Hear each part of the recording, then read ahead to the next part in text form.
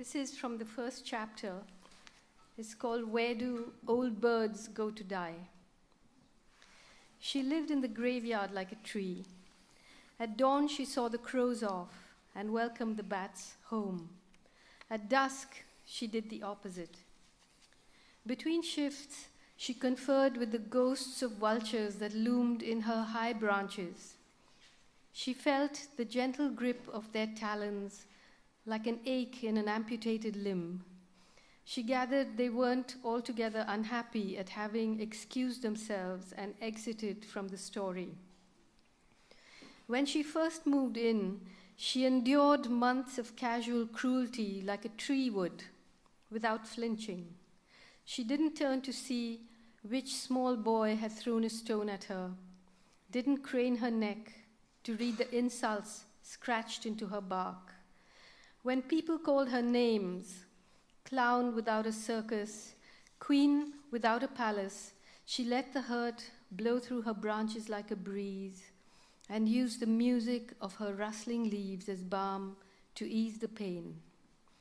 It was only after Ziauddin, the blind imam who had once led the prayers in the Fatehpuri Masjid, befriended her and began to visit her that the neighborhood decided it was time to leave her in peace.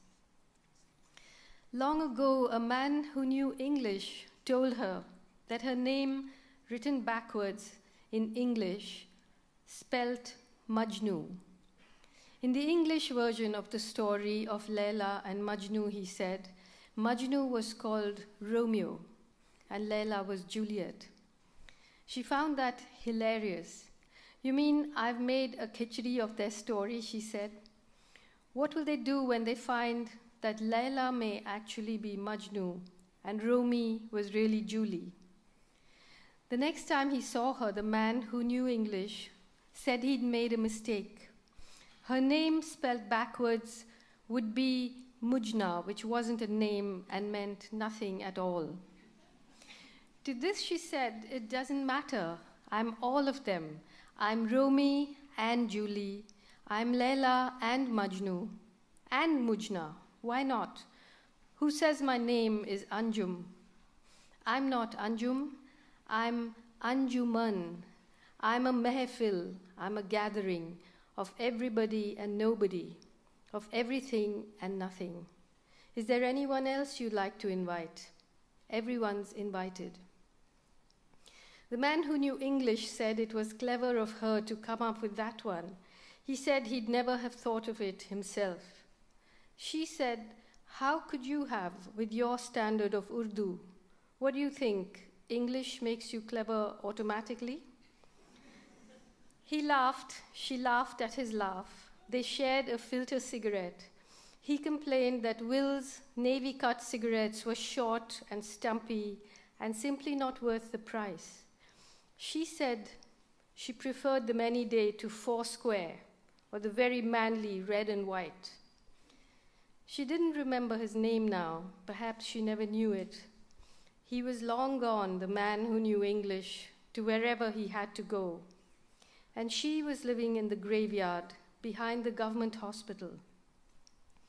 For company, she had her steel Godrej Almira in which she kept her music, scratched records and tapes, an old harmonium, her clothes, jewelry, her father's poetry books, her photo albums, and a few press clippings that had survived the fire at the Khwabgah.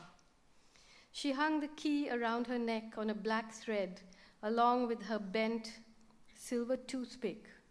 She slept on a threadbare Persian carpet that she locked up in the day and unrolled between two graves at night. As a private joke, never the same two on consecutive nights. She still smoked, still navy cut. One morning, while she read the newspaper aloud to him, the old imam, who clearly hadn't been listening, asked, affecting a casual air, "Is it true that even the Hindus among you are buried, not cremated?" Sensing trouble, she prevaricated. "True? Is what true? What is truth?" Unwilling to be deflected from his line of inquiry, the Imam muttered a mechanical response. Such khuda hai, khuda hi sach hai. Truth is God, God is truth. The sort of wisdom that was available on the backs of the painted trucks that roared down the highways. Then he narrowed his blind green eyes and asked in a sly green whisper, "Tell me, you people, when you die, where do they bury you? Who bathes the bodies? Who says the prayers?" Anjum said nothing for a long time, and then she leaned across and whispered back, untree-like, "Imam Sahab, when people speak of color, red, blue, orange, when they describe the sky at sunset or moonrise during Ramzan, what goes through your mind?" Having wounded each other thus, deeply, almost mortally, the two sat quietly side by side on someone's sunny grave, hemorrhaging. Eventually, it was Anjum who broke the silence. "You tell me," she said. "You're the Imam Sahab, not me. Where do old birds go to die? Do they fall on us like stones from the sky? Do we stumble on their bodies in the streets? Do you not think that the all-seeing, almighty one who put us on this earth has made proper arrangements to take us away?" That day, the Imam's visit ended earlier than usual.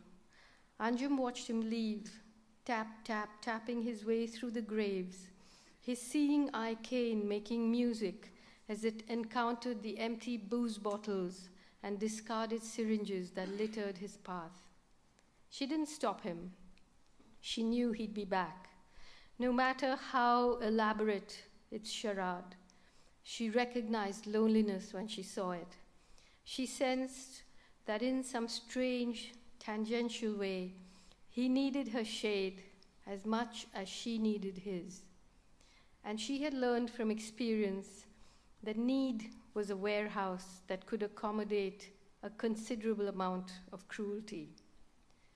Even though Anjum's departure from the Khwabgah had been far from cordial, she knew that its dreams and its secrets were not hers alone to betray.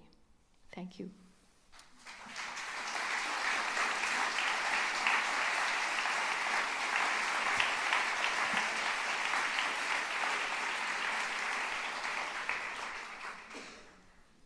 So welcome to Heidelberg, Arundhati. Thank you. Among the many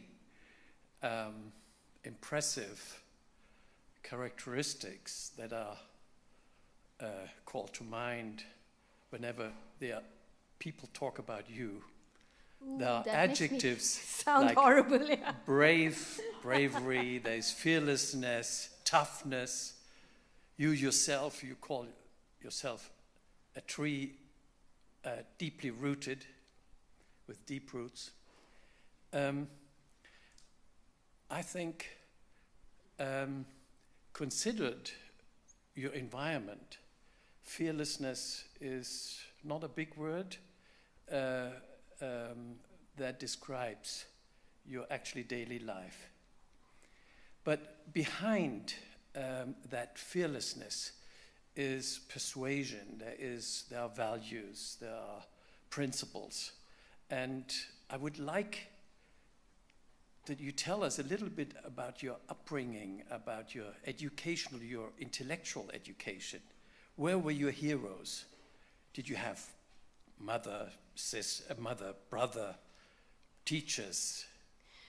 Well, first of all, sometimes it's very hard to, and not very hard, it's impossible to control an image of yourself that's built up in the media, It's just like goes from one thing to the other, and then you look at it and you wonder, is that really me, Because I'm not, honestly, I'm not just saying this out of modesty, but fearlessness is not, I don't think I've been tested so much yet, People have been through so much more than I have and proved their mettle, I'm somebody who let's say, I still am a person who enjoys myself immensely, you know, and I just keep sort of pushing the envelope a bit, and when I know that I have to retreat, I retreat. It's a tactical way of doing things, you know, and I think it's far more, I would say it's far more naughtiness than fearlessness, you know. No, honestly. Who are my heroes? Well, I grew up in the village in which the God of Small Things is set, Imanam, and it's not a village in the traditional sense of an Indian village, because it's a village in Kerala, which is so different from much of the rest of India.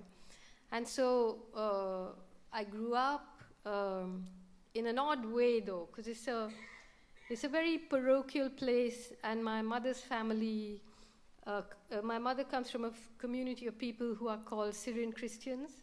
They, unlike most Christians in India who are actually Dalits who convert to Christianity in the hope of escaping the scourge of caste, which of course they never managed to do, the Syrian Christians are a very wealthy landed community, although my family isn't and wasn't. And my mother committed the crime that Amu commits in The God of Small Things. She married outside, married a Hindu, got divorced, came back, and so I grew up outside the very firm grid of caste that exists, caste and community in India. You know, I've said this quite often, that the idea of India as this chaotic, cuddly toy democracy, Bollywood, yoga, Gandhi, anarchy, is only for outsiders, you know. But the anarchy is only in the traffic. It's not in society, because society lives in the iron grid of caste. And if you don't belong in there, I mean, of course, the oppression of Dalits and people who the Hindu caste system thinks of as untouchable is a different story. But for myself, I just wasn't, I mean, it was made very clear to me from the time I was very small that, you know, you're not a real Syrian Christian. No one's going to marry you, and none of them heard the deep sigh of relief in me when they said that, you know. But I grew up in a very unorthodox way. I didn't go to school for a long time. I was educated at home by my mother, and a lot of my education was the lack of indoctrination, because no one had much time. So I think my main upbringing, maybe my main training as a writer, was that I from the age of 3 or 4 would spend hours and hours on the bank of the river catching fish. And you know, one of my first essays was about why fishermen should rule the world. My first piece of writing was about an Australian missionary teacher who taught me for a while, and she consistently told me that she could see Satan in my eyes. Maybe she was right, but my first coherent sentence was that I hate Miss Mitten and I think her knickers are torn. But it's probably a very European approach or reaction to see you after this enormous success of your first novel. Then you commit yourself for 20 years to all kinds of social cases, political cases. You support very consciously and very aware of the need for use your prominence in this fight. And we very often see then a kind of library in the back. And you are listed actually in the list of public intellectuals, according to, well, Wikipedia or whatever. But, and then, you know, you have close friend to John Berger, a really very prominent and outspoken writer. Yeah, I think listed next to Noam Chomsky. So one would guess we just celebrated 150th anniversary of the Capital. You know, we sort of immediately associate, yes, she has gone through training, a kind of. Well, but did that happen? No? Well, as you know, or maybe not, that Kerala, the state that I grew up in, was the first democratically elected communist government in the world, which, I don't know, maybe it's a contradiction in terms, because it was meant to be a revolution before you have a communist government. But anyway, there was an election, at least, and a communist government came to power. And I grew up in this place where the revolution was meant to be just around the corner, but of course it never came. But, to answer your question, I think what happened was that after I wrote The God of Small Things and was, celebrated in the way that I was, and when it won the Booker Prize, I was on the cover of every magazine, and exactly at that time, a Hindu right-wing cultural nationalist government came to power, and the first thing it did was a series of nuclear tests. And at that moment, what was acceptable to be said in public, the public discourse, just completely changed. And I was, of course, at that time, because I was on the cover of every magazine, and, there was Miss Universe, there was Miss Arundhati Roy, and all of us were the sort of pushed forward as the face of this new nuclear power, new economic superpower, new globalized, capitalized, corporatized place. And I, of course, had to step off that train because it became obvious to me that speaking out and saying something and keeping quiet were both equally political. There was no neutral space for me at that point. So I wrote an essay which was called The End of Imagination. And it wasn't really about, nuclear deterrence and what it means to have nuclear bombs pointed at each other, India and Pakistan. It was more about what does it do to the imagination of a people to feel that now they have this nuclear bomb that unites them as a nation. It was such a toxic thing. And it turns out to be absolutely right, because I can almost date the change of the discourse in India into this absolutely unacceptable, toxic nationalism beginning from there. And of course, when I wrote it, one of the sentences that got me into a lot of trouble was that I said, well, if it's anti-national and anti-Hindu to have this nuclear bomb implanted in my brain, then I secede, and I declare myself a mobile republic. So, of course, everybody was like, get out of here and go away and all that. But while one lot of people were extremely angry, a whole other world opened up.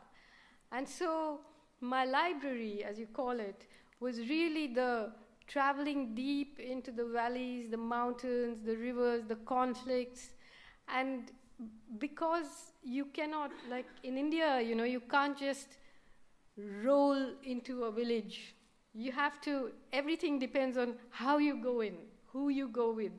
Are you going in with the upper caste landlord? Are you going in with the undercaste? How do you approach a village, And to me, it was really writing, thinking, learning from the dust and from the stones and from the water and from talking to people who I think are amongst the most brilliant people I've ever met, So it ended up with 20 years of writing, because I just felt I couldn't be this celebrated writer, you know, going about her glittering career while I lived in a country with such deprivations, such conflict, and such beauty and such ferocious resistance. So I really definitely said, I'm on this side of the line.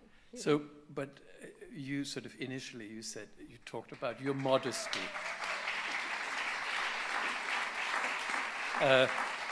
When we talked about braveness or fearlessness, you were very modestly sort of taking... No, I promise yes, I'm not being but modest. I think sort of seeing sort of the context of this Hindu nationalism, how easy it can lead to killings, and to just recently a list on which you are too, the first one in the row was killed a few days ago.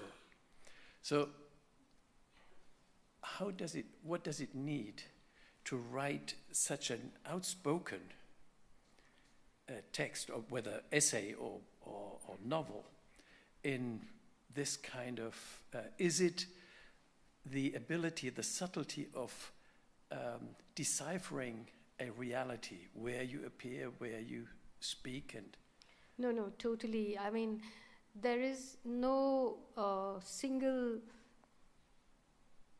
gene in my DNA that wants to be a martyr, you know. So I am not interested in being the lone voice on the hill and, you know, sort of being this lonely figure who's pointing the way. I'm surely a writer who has a very individual voice in terms of the use and the craft of language, and that is mine, but it's always deployed from the heart of a crowd, you know. And it is extremely important to be tactical. It's extremely important to know, and that doesn't mean one will always be right, but to know when to say something, when to not, you know, when, and it's an incredibly complex process of decision making, because let's say there's a protest that's been planned, you know. For example, as a wonderful example, that there was a time when on the International Day of the Disappeared, a group of Kashmiri women whose sons and husbands and brothers had disappeared were addressing a conference or something in Delhi. Of course, nobody would ever make the mistake of reporting what they said in those days. So then, you know, they asked me, since I was one of those very, very few at that time, not now, but at that time, saying something clearly about Kashmir, I went, and the next day, the papers, what happens is there's a picture of me, no picture of the Kashmiri women, and it says Arundhati Roy on the day of the disappeared, which means nothing, you know. So do you go? Do you not go? Do you say something? Do you not say something? I mean, the last, this book, The Ministry of Utmost Happiness, I have not spoken in Delhi like I'm speaking to you. I've not spoken in my own city. I've not had a public appearance because for two reasons. One was that my previous book of essays, when it was launched, a group of people came and smashed up the stage and smashed up the musical instruments of a band that had been playing. And of course, when they came right here, I saw fear in their eyes because they knew that it wasn't a good idea to smash me up in front of people. So I said, hey, I paid them to do that. You know, so their ferocity got diffused. But on the other hand, you know, I didn't want to launch the book in Delhi because I didn't want the conversation only to be about them, because it's, why should I, you know, give them a stage to perform on an international stage? So I didn't.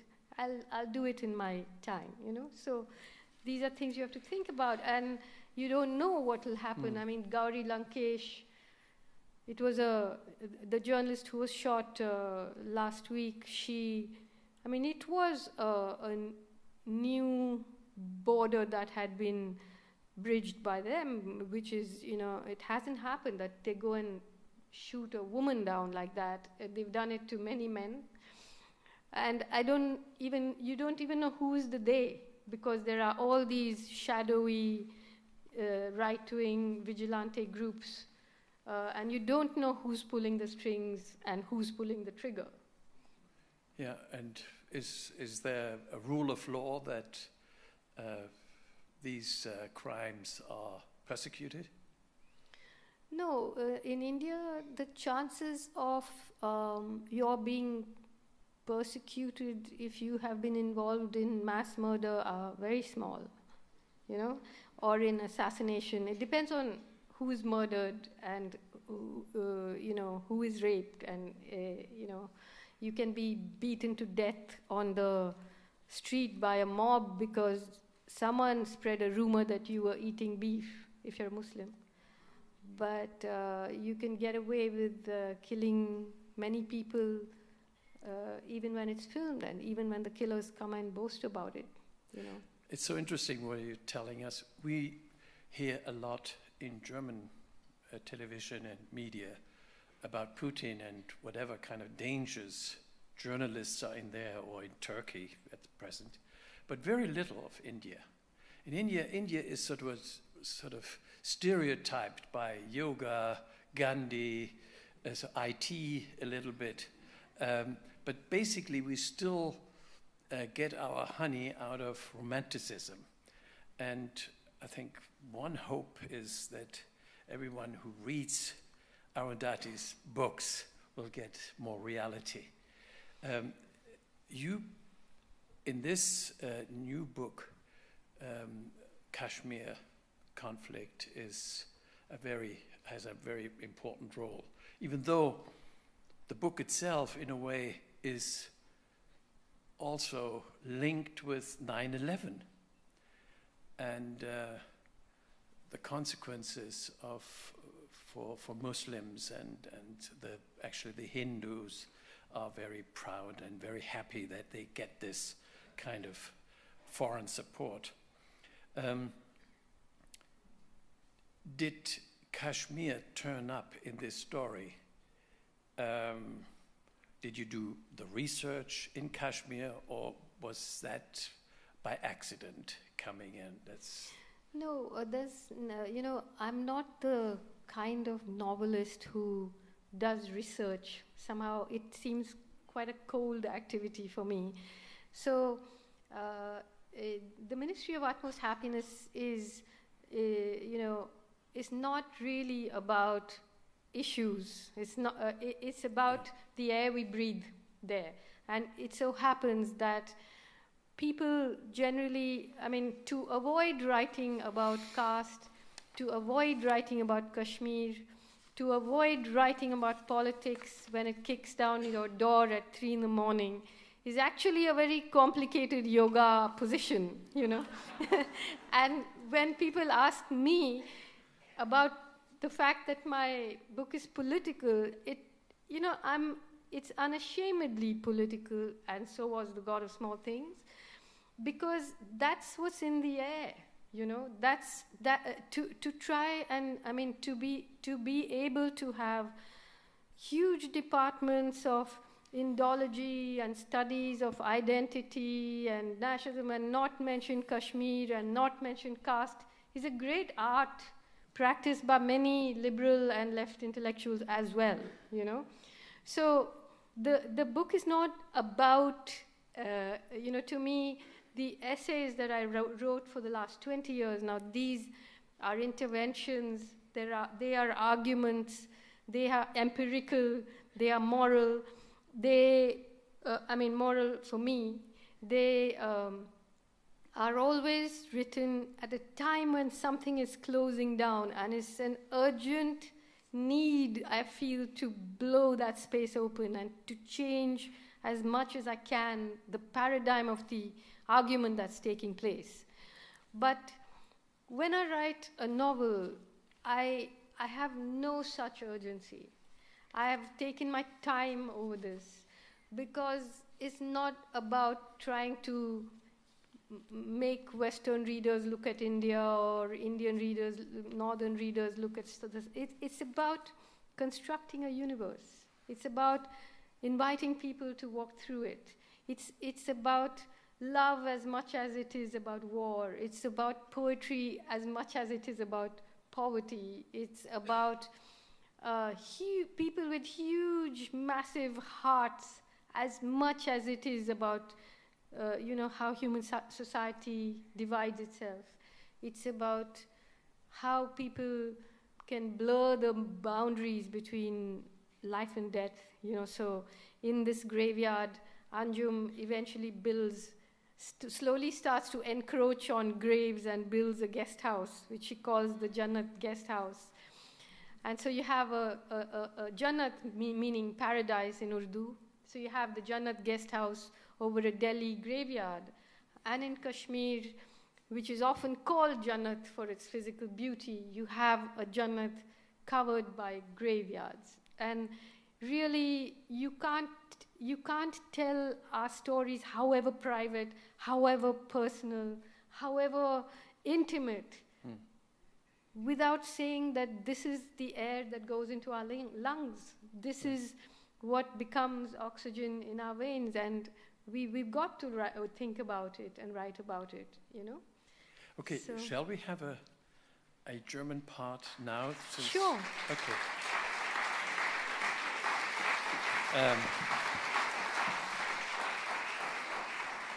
Meine Kollegin Jutta Wagner liest Ihnen jetzt aus der deutschen Übersetzung, die von, lassen Sie mich das extra sagen, das ist nämlich wichtig, es ist nicht so leicht, von Annette Grube stammt eine Passage, die sich auch mit Kaschmir beschäftigt. Thilo war, wo sie fast jeden Abend war, an einem Teestand in einer der engen Gassen um den Dargah von Hazrat Nizamuddin Aulia, auf dem Weg von der Arbeit nach Hause, als sich ihr ein junger Mann näherte, sich bestätigen ließ, dass ihr Name S. Tilotama war und ihr einen Zettel reichte. Darauf stand Kat Nummer 33, HB Shahin Dal Lake. Bitte komm am 20. Die Nachricht war nicht unterschrieben, aber in einer Ecke befand sich die winzige Bleistiftzeichnung eines Pferdekopfes. Als sie aufschaute, war der Überbringer verschwunden. Sie nahm sich 2 Wochen frei von ihrer Arbeit in einem Architekturbüro am Nehru Place, stieg in einen Zug nach Jammu und fuhr am frühen Morgen mit dem Bus von Jammu nach Srinagar. Musa und sie hatten eine Weile nichts voneinander gehört. Sie fuhr, weil es so zwischen ihnen war. Sie war nie zuvor in Kaschmir gewesen. Es war später Nachmittag, als der Bus aus dem langen Tunnel herausfuhr, der sich durch die Berge bohrte, die einzige Verbindung zwischen Indien und Kaschmir. Der Herbst war im Tal die Jahreszeit unbescheidener Fülle. Die Sonne schien schräg auf die lavendelfarbenen, blühenden Safrankrokusse. Die Obstbäume waren schwer beladen mit Früchten, die orientalischen Platanen loderten. Die anderen Passagiere, überwiegend Kaschmiris, konnten die Düfte im Wind, der durch die Fenster wehte, auseinanderhalten und den Duft der Äpfel nicht nur vom Duft der Birnen und dem des reifen Reises unterscheiden, sondern sie wussten auch, an wessen Äpfel, wessen Birnen, wessen Reis sie vorbeifuhren. Und es gab noch einen Geruch, den sie alle kannten, den Geruch der Angst. Er hing sauer in der Luft und verwandelte sie in Steine. Während der laute, rumpelnde Bus mit den stillen, schweigsamen Fahrgästen tiefer ins Tal hineinfuhr, wurde die Anspannung zunehmend spürbar. Alle 50 Meter stand auf einer Straßenseite ein schwer bewaffneter Soldat, wachsam und gefährlich nervös. Soldaten waren auf den Feldern, in den Obstgärten, auf Brücken und geschlossenen Kanälen, in Läden und auf Marktplätzen postiert. Jeder deckte den anderen in einem Raster, das sich bis in die Berge hinein erstreckte. An jedem Ort im legendären Kaschmirtal befand sich jeder, gleichgültig, was er tat, ob er ging, betete, sich wusch, Witze machte, Walnüsse knackte, mit jemandem schlief oder mit dem Bus nach Hause fuhr, in Schussweite eines Gewehrs. Und weil er sich in Schussweite eines Gewehrs befand, war er, gleichgültig, was er tat, ob er ging, betete, sich wusch, Witze machte, Walnüsse knackte, mit jemandem schlief oder mit dem Bus nach Hause fuhr, eine legitime Zielscheibe. An jedem Kontrollpunkt war die Straße mit beweglichen horizontalen Barrieren versperrt. Sie waren mit eisernen Dornen gespickt, die Reifen zerfetzen konnten. An jedem Kontrollpunkt musste der Bus anhalten. Die Passagiere mussten mit ihren Taschen aussteigen, die durchsucht wurden. Soldaten kontrollierten das Gepäck auf dem Dach des Busses. Die Fahrgäste hielten den Blick gesenkt. Am 6. oder 7. Kontrollpunkt stand ein gepanzerter Jeep mit Schlitzen statt Fenstern neben der Straße. Nachdem er mit einer im Jeep versteckten Person konferiert hatte, holte ein arroganter junger Offizier 3 junge Männer aus der Reihe der Passagiere. Du, du und du. Sie wurden in einen Armeetransporter gestoßen. Sie fügten sich, ohne zu murren. Die Fahrgäste hielten weiterhin den Blick gesenkt. Als der Bus in Srinagar ankam, wurde es bereits dunkel. In jenen Tagen erlosch mit dem Licht das Leben in der kleinen Stadt Srinagar. Die Geschäfte schlossen, die Straßen leerten sich. An der Bushaltestelle stellte sich ein Mann neben Thilo und fragte nach ihrem Namen. Von da an wurde sie von einem zum nächsten weitergereicht. Eine Autorikscha fuhr sie von der Bushaltestelle zur Boulevard Road.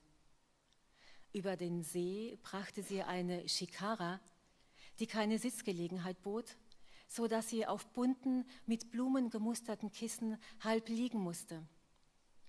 Eine Hochzeitsreisende ohne Mann. Zum Ausgleich, dachte sie, waren die Ruderblätter des Bootsführers herzförmig. Auf dem See war es totenstill. Das rhythmische Geräusch der Ruder im Wasser hätte der bange Herzschlag des Tals sein können. Platsch, platsch, platsch. Die Hausboote, die am anderen Ufer nebeneinander ankerten, Habe Shahin, Habe Jannat, Habe Queen Victoria, Habe Derbyshire, Habe Snowview, Habe Desert Breeze, Habe Samsam, Habe Gulshan, Habe New Gulshan, Habe Gulshan Palace, Habe Mandalay, Habe New Clifton, waren dunkel und leer. Habe, sagte der Bootsführer, als sie ihn danach fragte, stehe für Hausboot. Habe Shahin war das kleinste und schäbigste aller Boote. Als die Shikara sich näherte, kam ein kleiner Mann heraus, verloren wirkend in einem fadenscheinigen braunen Feran, der ihm fast bis zu den Knöcheln reichte, um Thilo zu begrüßen. Später erfuhr sie, dass er Gulris hieß. Er begrüßte sie, als würde er sie gut kennen, als hätte sie ihr ganzes Leben hier verbracht und wäre gerade vom Einkaufen auf den Markt zurückgekehrt. Sein großer Kopf und sein seltsam dünner Hals ruhten auf breiten, kräftigen Schultern. Als er Thilo durch das kleine Esszimmer und den schmalen, mit einem Teppich belegten Flur ins Schlafzimmer führte, hörte sie Kätzchen miauen. Er lächelte strahlend über die Schulter wie ein stolzer Vater. Seine smaragdgrünen Augen funkelten. Der kleine Raum war kaum größer als das Doppelbett, auf dem eine bestickte Tagesdecke lag. Auf dem Nachttisch standen ein geblümtes Plastiktablett mit einem Wasserkrug aus Glockenmetall, mit Drahtgeflecht überzogen, 2 farbige Gläser und ein kleiner CD-Spieler. Der abgewetzte Teppich auf dem Boden war gemustert, die Schranktüren waren grob geschnitzt, die hölzerne Decke war wabenförmig, der Papierkorb war aus klein gemusterten Pappmaché. Thilo suchte nach einer Fläche, die nicht gemustert, bestickt, geschnitzt oder auffällig verziert war, um ihre Augen auszuruhen. Als sie keine fand, stieg Angst in ihr auf. Sie öffnete die hölzernen Fenster, aber sie gingen direkt auf die geschlossenen Läden des nächsten Hausboots hinaus. Leere Zigarettenschachteln und Kippen trieben auf dem schmalen Wasserstreifen, der die Boote trennte. Sie stellte ihre Tasche ab und ging hinaus aufs Deck, zündete sich eine Zigarette an und sah zu, wie die gläserne Oberfläche des Sees sich silbrig färbte, als die ersten Sterne am Himmel auftauchten. Der Schnee auf den Bergen glühte eine Weile wie Phosphor, auch nachdem es dunkel geworden war. Sie wartete den ganzen nächsten Tag auf dem Boot, sah zu, wie Gulres die nicht verstaubten Möbel abstaubte und zu den lila Brinjal und dem großblättrigen Hack in seinem Gemüsegarten am Ufer gleich hinter dem Boot sprach. Nach einem schlichten Mittagessen zeigte er ihr seine Sammlung von Dingen, die er in einer großen gelben Plastiktüte aus dem Duty-Free-Laden eines Flughafens aufbewahrte, auf der stand: Schau, kauf, flieg. Er legte sie eins nach dem anderen auf den Esstisch. Es war seine Version eines Gästebuchs. Eine leere Flasche Polo Aftershave, eine Reihe alter Bordkarten, ein kleines Fernglas, eine Sonnenbrille, der ein Glas fehlte, ein abgenutzter Reiseführer von Lonely Planet, eine Qantas Kulturtasche, eine kleine Taschenlampe, ein Fläschchen mit einem pflanzlichen Insektenschutzmittel, eine Flasche mit Sonnenschutzlotion, ein Aluminiumröhrchen mit abgelaufenen Durchfalltabletten und eine blaue Damenunterhose von Marks & Spencer in einer alten Zigarettendose. Er kicherte und blickte durchtrieben drein, als er die Unterhose zu einer weichen Zigarre zusammenrollte und sie wieder in die Dose steckte. Thilo kramte in ihrer Umhängetasche und gab ihm für seine Sammlung einen kleinen Radiergummi in Form einer Erdbeere und ein Röhrchen, das Bleistiftminen enthalten hatte. Gulres schraubte fasziniert die kleine Kappe des Röhrchens ab und wieder auf. Nachdem er eine Weile nachgedacht hatte, legte er den Radiergummi in die Plastiktüte und steckte das Röhrchen in die Hosentasche. Er verließ das Zimmer und kehrte mit einem postkartengroßen Foto zurück, auf dem er die Kätzchen in den Händen hielt und das der letzte Besucher auf dem Boot gemacht hatte. Er überreichte es Thilo formell, hielt es ihr mit beiden Händen hin, als würde er ihr eine Verdienstauszeichnung verleihen. Thilo nahm es mit einer Verneigung an. Der Handel war perfekt. In einem Gespräch, in dem ihr zaghaftes Hindi auf sein zögerliches Urdu stieß, fand Thilo heraus, dass der Muskak, den Gulres mehrfach erwähnte, Musa war.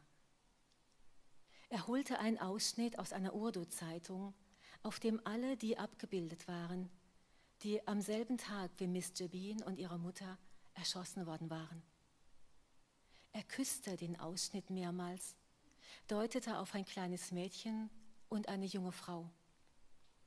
Schrittweise konnte Thilo die Geschichte zusammensetzen. Die Frau war Musas Frau und das Kind war ihre gemeinsame Tochter. Die Fotos waren so schlecht gedruckt, dass ihre Gesichtszüge nicht zu erkennen waren. Um sicherzugehen, dass Thilo verstanden hatte, legte Gulres den Kopf seitlich auf die Hände, schloss wie ein Kind die Augen und deutete nach oben zum Himmel. Sie sind im Himmel. Thilo hatte nicht gewusst, dass Musa verheiratet gewesen war. Er hatte es ihr nicht erzählt. Hätte er es ihr sagen sollen? Warum hätte er das tun sollen? Und warum sollte es ihr etwas ausmachen? Sie war es gewesen, die ihn verlassen hatte. Aber es machte ihr etwas aus. Nicht, dass er geheiratet hatte, sondern dass er es ihr nicht erzählt hatte. Für den Rest des Tages drehte sich endlos ein unsinniger Malayalam-Reim in ihrem Kopf. Es war die Monsunhymne einer Armee kleiner Kinder in Unterhosen, sie eins davon, die bei strömendem Regen durch schlammige Pfützen stapften und das dicht bewachsene grüne Flussufer hinunterflitzten und ihn laut herausschrien. Bang, bang, hier ist die Militärkapelle. Hochzeit im Haus des Landbesitzers. Reis aus Elefantendung, lecker. Gebratene Tausendfüßler, klecker. Gehackte Hühnerkacke als Gewürz. Sie verstand es nicht. Konnte es eine unangemessenere Reaktion auf das geben, was sie gerade erfahren hatte? Seit ihrem 5. Lebensjahr hatte sie nicht mehr an diesen Vers gedacht. Warum jetzt? Vielleicht regnete es in ihrem Kopf. Vielleicht war es die Überlebensstrategie eines Gehirns, das womöglich den Betrieb einstellte, sollte es dumm genug sein, einen Sinn in der komplizierten Laubsägearbeit zu suchen, die Musas Albträume mit ihren verband. Es war kein Reiseführer zur Hand, der ihr erklärte, dass Albträume in Kaschmir häufig den Wert wechselten, dass sie ihren Eigentümern untreu waren, dass sie schamlos Räder schlugen in die Träume anderer, dass sie keine Grenzen anerkannten, dass sie die allergrößten Überfallkünstler waren. Keine Befestigungsanlagen, keine Zäune konnten sie in Zaum halten. In Kaschmir konnte man Albträume nur umarmen wie alte Freunde und in Schach halten wie alte Feinde. Das würde sie natürlich lernen. Bald. Sie saß auf der gepolsterten, eingebauten Bank im Eingang des Hausboots und betrachtete den zweiten Sonnenuntergang. Ein dunkler Nachtfisch, kein Verwandter der Nachtmeere, stieg vom Grund des Sees auf und verschluckte das Spiegelbild der Berge im Wasser. Ganz. Gulres deckte den Tisch fürs Abendessen. Für 2, er wusste etwas. Als plötzlich Musa kam, der das Boot leise auf der Rückseite betreten hatte. Salam, Salam, du bist gekommen. Natürlich. Wie geht es dir? Wie war die Reise? Okay. Du? Okay. Der Vers in Thilos Kopf schwoll zu einer Symphonie an. Tut mir leid, dass ich so spät komme. Er gab keine weitere Erklärung ab. Abgesehen davon, dass er ein bisschen hager war, hatte er sich nicht sehr verändert.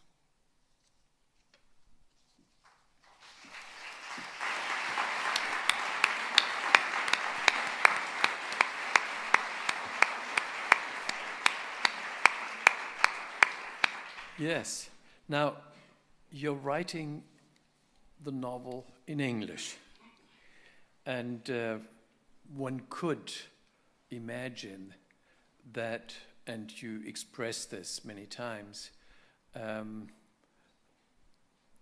Urdu is very close to people. Sort of, if you want to sort of establish sort of the homegrown authenticity, what made you decide to write in English? Actually, Urdu is not... or Hindi?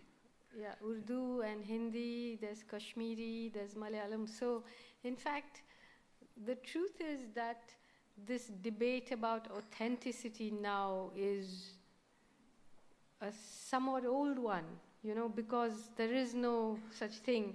The most authentic thing is that we live in many languages all the time, every hour, every day, you know. So there are places like, say, in Kerala, you could say that most people speak Malayalam. But then if you write, if you write in Malayalam, then only people there will read it, right? It's not, there isn't any language that you can call an Indian language solely one language. And whenever people have tried to impose that, there have been huge riots and self-immolations and so on. So for me, language was a very interesting theme in this book. Sometimes I thought, should I say The Ministry of Utmost Happiness, translated from the original by Arundhati Roy, or translated from the originals, because there's so many different languages in the book. And eventually, the way I look at it is, of course, that it's a book written in English, but when you stare at it hard enough, like the surface of water, and you have these other fish of other languages floating just below the surface. So it's a book that attempts to be a novel in many languages, actually, at once, you know. And interestingly, it's not just the Urdu and Kashmiri and Hindi and Telugu that's in the book, but also many of the characters are, it's equally true of the people in the book, that the whole idea was for me to somehow, if The God of Small Things was a very intimate book about a family with a broken heart at its center, this is a book where it almost turns that inside out, and you have people who have shattered hearts, who bring these little shards together to make a mended heart. And almost every character in the book, I wanted to try and write a novel which was like a city, and you never walk past anyone, you know? And so it's complex, it's challenging, but you do have to stop and hear the story of how this person is here and what brought her or him to this place. And often many of them have their own stories to tell in the book, their own pamphlets, their own letters, their own translations of things. And so you also have a variety of English in the book.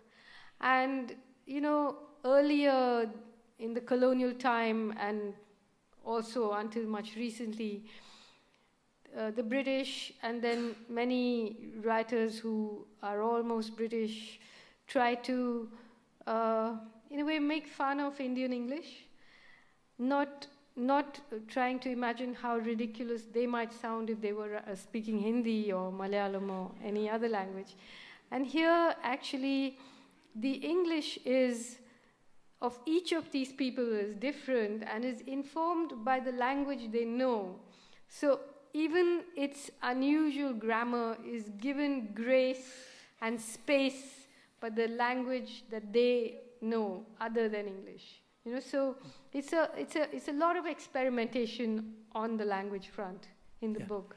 Anyway, compared to the first novel, it strikes the reader how different this one is. So it obviously benefits from 20 years of essay writing and that kind of involvement. Would you agree that those two sources, the experience of the good of the small things and then the political commitment and the essay writing, they come together and form a new context in which a new flow could happen, even though the flow is a misleading term. Very often it's cut and it's suddenly you sort of, it's something like Bert Brecht would call V-effect, you know, in the moment you commit yourself, you indulge in the reading, suddenly you are cut, and sort of you have to sort of re-establish your position. That's very interesting. I wasn't surprised that some of the people who talked to you thought this story is so fantastic that they always immediately associate magical realism. But of course, life in India is this way.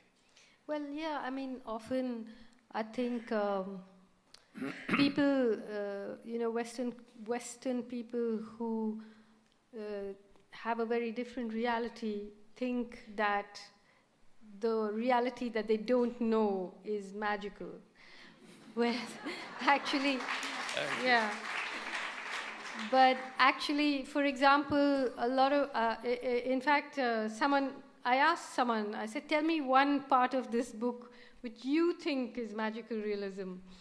I have a joke, actually. Every time someone accuses me of magic realism, I show them a photograph. I say, here's the graveyard, here's the thing, because right. It's actually, so he said, this idea that somebody is living in the graveyard among graves and is gradually building a house. I said, okay, here are the photographs, of people who live in graveyards. In fact, the rise of this Hindu nationalism and the ghettoization of minorities. Of course, as I said in this first chapter, Hindus cremate their dead, and it's only Muslims and Christians who bury their dead and who have graveyards.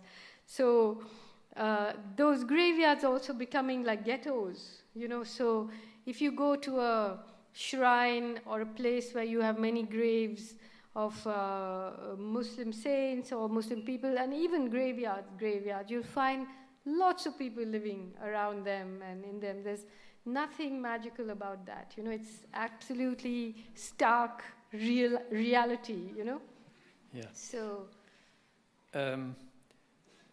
the characters, very prominent characters, and the reader would probably dwell on those, but actually the broad city, it's in a way reminds us that you studied architecture somehow. You're a city planner. Would you agree with this? Oh, totally. Whenever someone asks me why I studied architecture, I always say in order to become a writer, because to me it's the most, both in The God of Small Things and in this, the structure of the book has been of utmost importance to me. In The God of Small Things, it's, you could think of it as a house and you're looking at it in different ways, but when I wrote The Ministry of Utmost Happiness, I'm not talking about the setting, but in terms of how I wanted to approach the idea of a novel, I felt, in a way, maybe because of, if you suddenly become very famous writing a particular book, there's the great danger of domestication. Everybody wants you to write that same book in a different way again. And I was not going to write the son of the God of Small Things, And I wanted to write thinking of the structure of a novel like you would think of the structure of a city, where a structure of a great third world Delhi, like a metropolis like Delhi, where you have an ancient part, then the city planners try to plan it, and the people ambush the plan, and then it's planned again, and there are unauthorized constructions, and there are demolitions, and there are byways and highways, and ultimately a city always has a form which inscribes itself against the contours of nature, but that form comes about planned, ambushed, and I wanted to see if I could write where I looked at the way the modern world is, and all of us dealing with so many kinds of information, often irrelevant to where we are physically or geographically. And how would you walk through these lanes? How would you make a reader say, okay, you may not want to, but just stop and say hello, smoke a cigarette, and ask this person where he came from. At least that's how I am, I now can't think of, for me, the background suddenly becomes the foreground, the city becomes a person. Politics cannot be just a choice which only people who live very luxurious lives can make. Shall I be a political person or shall I be an interior designer? No, but in real life, in places like India or Kashmir now, you don't have those choices, It's the background, the foreground, the the main characters, the sub-characters. So the chaos is designed, you know, and it's like I didn't want to write a book in which, you know, which was like a creative writing school product, perfectly designed, you know. So it's something that's challenging in terms of what a novel should be. It's not comfortable. It shouldn't be comfortable. It should be a dangerous thing. You know? And even in this novel, sort of, I remember the place when you left Kerala at the age of 16 and moved to Delhi. You first lived in a shag, and that shag, in a way, comes for Tilo, I think. Oh no, that where Tilo lives is a few steps up from the place that I lived in. Oh yeah. Yeah. Okay, I don't know. I mean, yeah. But yeah. I learned that I did live in that place too.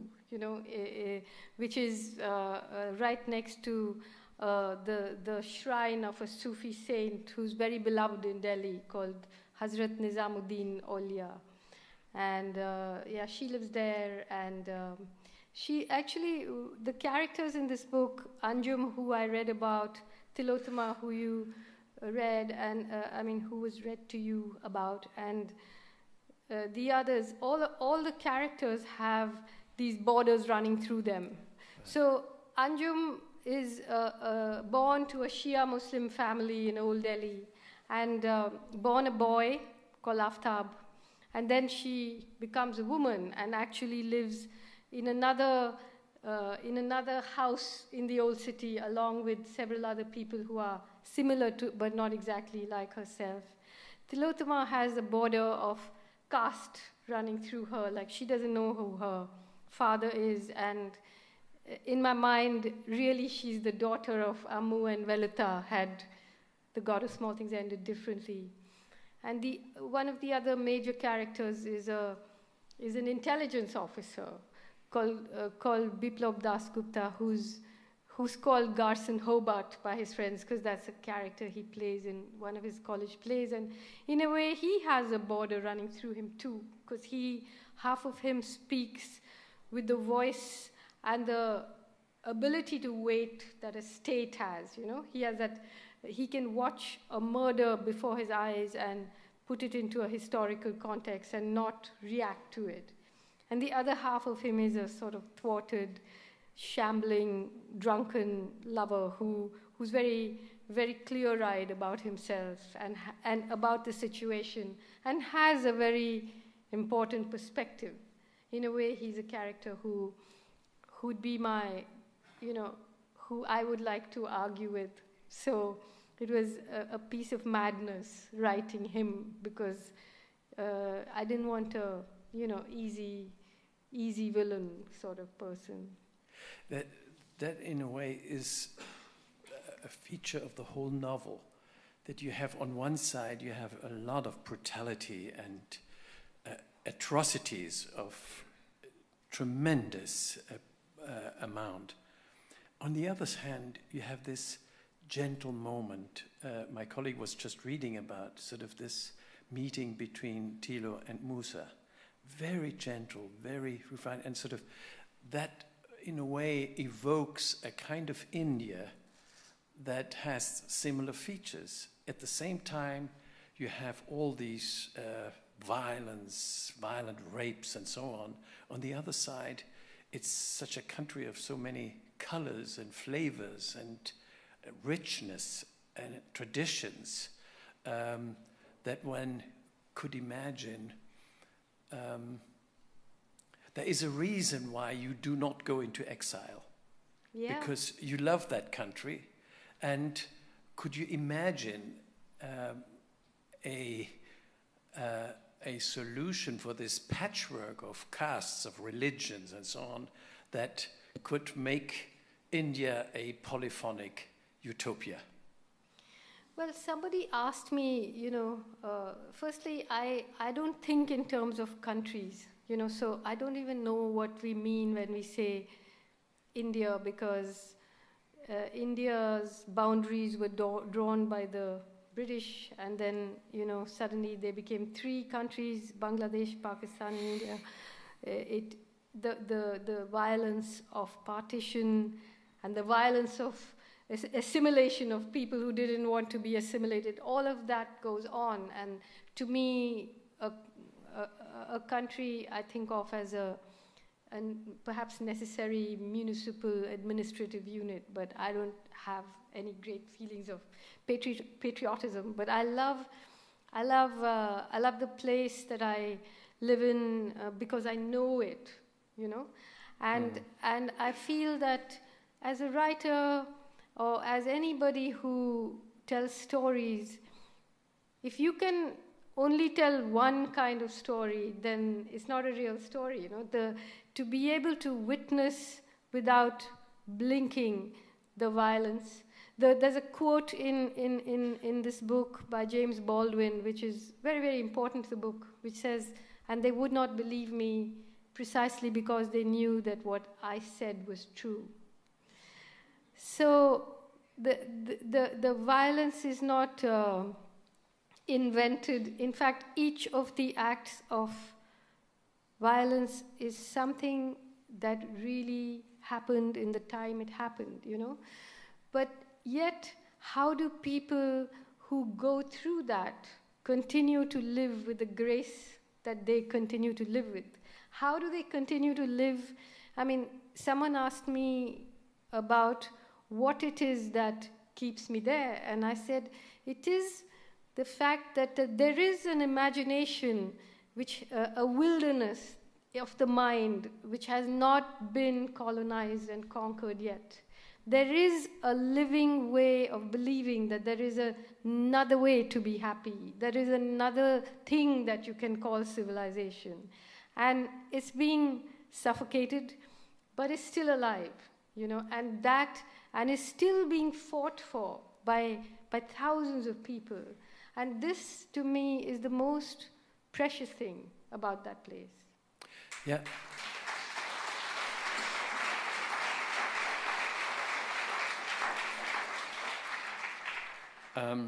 Just one word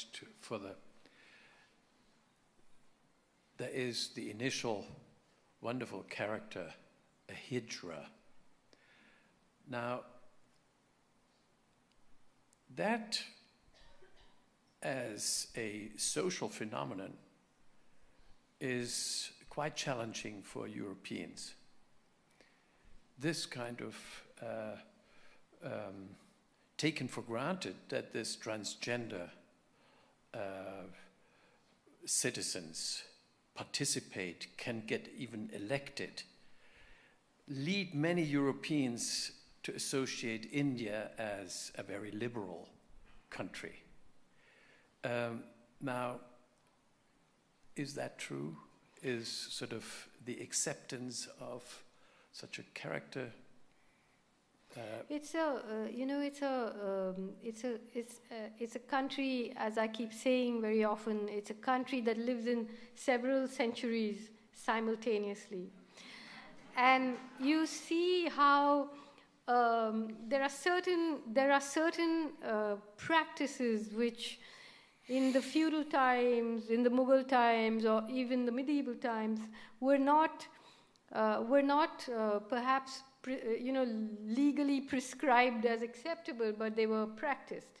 So if you read the memoirs of the first Mughal emperor Baburnama, he talks quite openly about homosexuality, whereas last year, or I think it was last year, that the Supreme Court actually criminalized homosexuality, So, on the other hand, the courts have actually legally accepted that there are more than 2 genders. But the hijra is a Urdu word which means a body in which a holy soul is trapped. And Anjum is a hijra. And hijras, again, and the book, of course, traces that moment where there's a space, a violent space, a space nevertheless, where hijras have in India gharanas, which is the same way that classical music has gharana, with traditions, homes, and each home has an ustad or a guru, and then it's a very tightly organized community. Cities are divided into territories, and each group then can go and ask for money where, you know, there are weddings or children are born. There's also a great deal of violence against them. And so there is the new language of legal, Western liberal legal rights.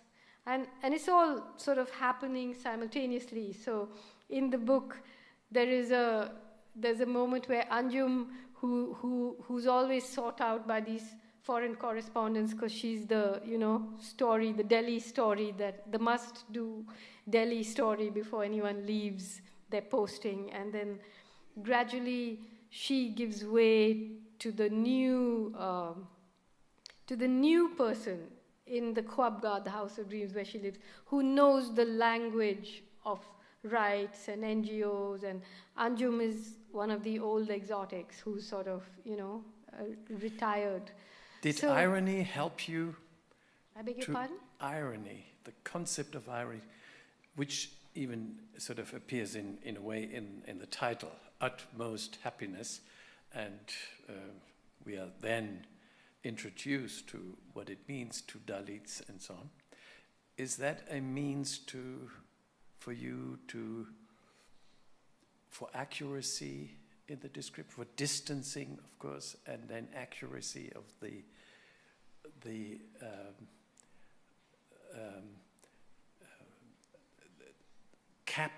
capturing reality?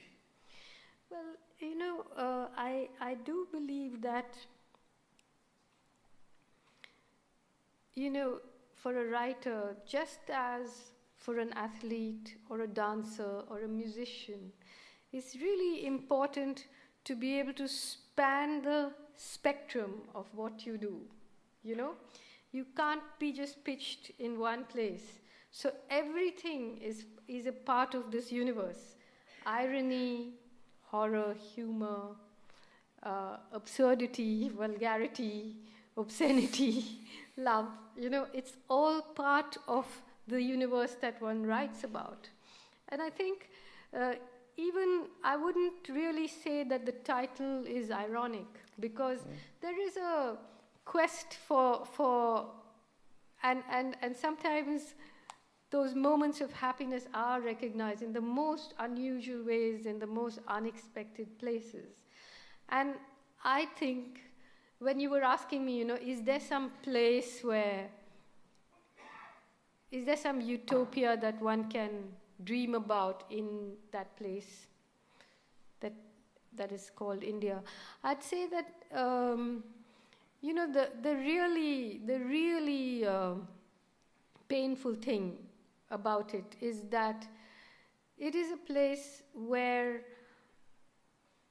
the heart of it, the engine that runs modern India and that has run ancient India too, is caste. The caste system, which is a form of social hierarchy, which is absolutely perhaps one of the horrific things that human society has come up with. And it isn't just a social hierarchy, it has a kind of religious sanction to it. So you're looking at a society that literally reveres injustice. And to me, I know that there is no society that is just, but it would be wonderful if one saw a yearning for justice instead of this revering of injustice. And that's what we dream about.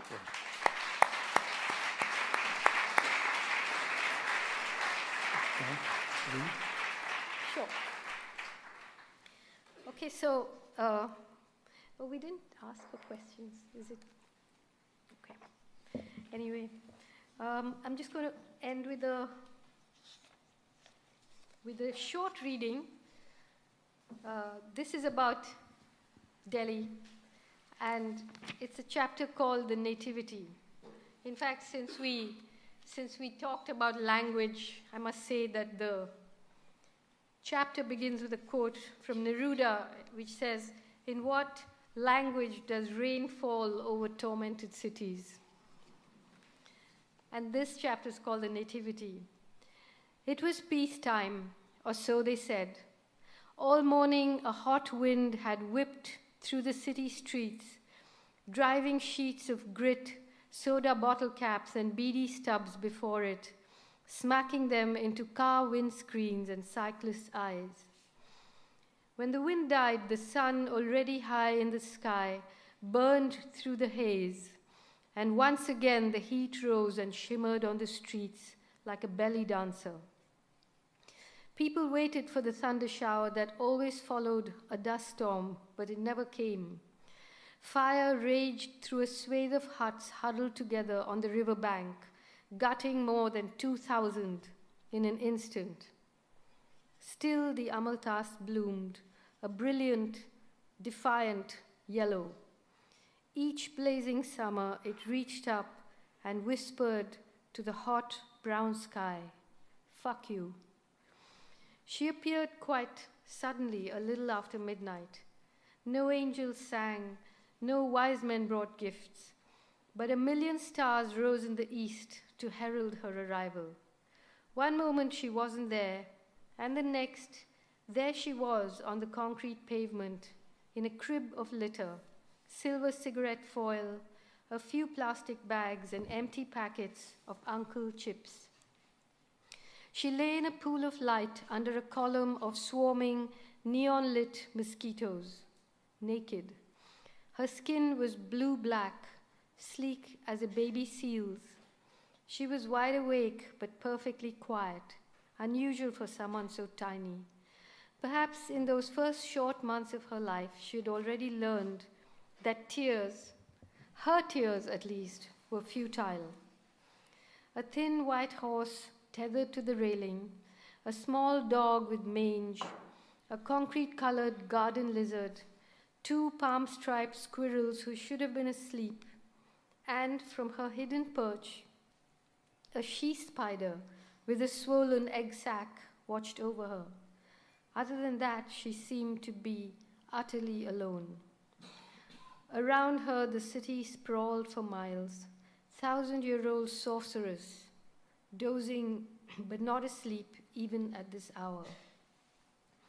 Grey flyovers snaked out of her Medusa skull, tangling and untangling under the yellow sodium haze.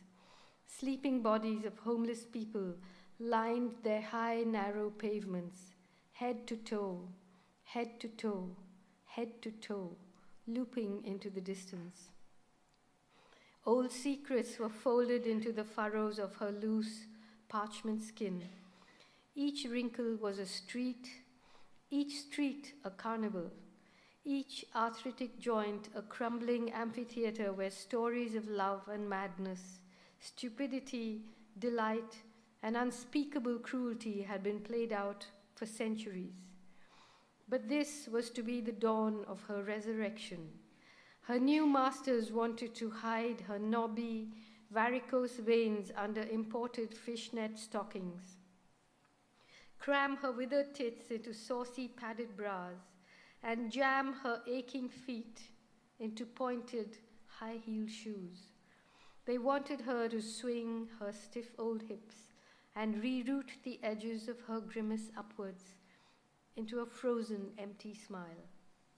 It was the summer Grandma became a whore. Thank you. Thank you.